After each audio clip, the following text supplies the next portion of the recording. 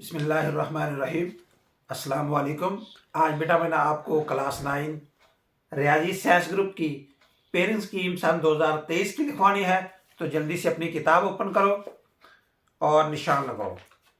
बेटा सबसे पहले मैंने आपको MCQs बताने हैं कि किस चैप्टर के कितने आने हैं, तो आप लिख लो। बेटा दो ऐसे चैप्टर हैं जिनमें से MCQs आपसे नहीं पूछा जाएगा। बाब नंबर 13 और 15 में से आपको MCQs नहीं पूछा जाएगा।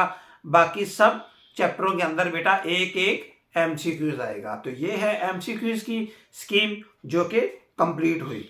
अब मैं आपको बताता हूं बेटा शॉर्ट क्वेश्चन की कितने चैप्टरों में से आपका एक पार्ट बनेगा और उनमें से 9 सवाल आएंगे और 9 में आपने 6 सवालों का जवाब देना होगा। तो जल्दी से लिखें बेटा।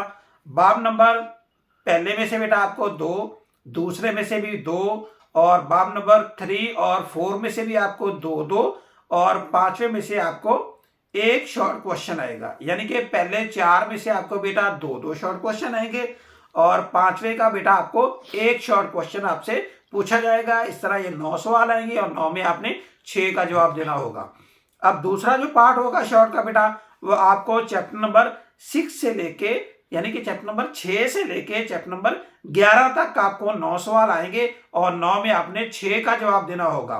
यानी कि चैप्टर नंबर 6 में से 1, 7 में से 2 और बाब नंबर 8 में से 2, बाब नंबर 9 में से 2 और बाब नंबर 10 और 11 में आपको एक एक शॉर्ट क्वेश्चन पूछा जाएगा। इस तरह ये 9 सवाल आएंगे और 9 में आपने 6 का जवाब देना होगा। यानी कि 6 में 1, 7 में 2, 8 में 2, 9 में 2, 10 में 1 और 11 में आपको एक शॉर्ट क्वेश्चन आएगा।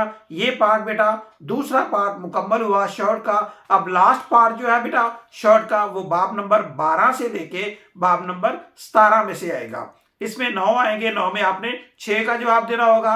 बाब नंबर 12 में से 1, 13 में से 1, 14 में से 1, 15 में से 2, 16 में से 2 और 17 में से बेटा 2। ये 9 सवाल होंगे बेटा।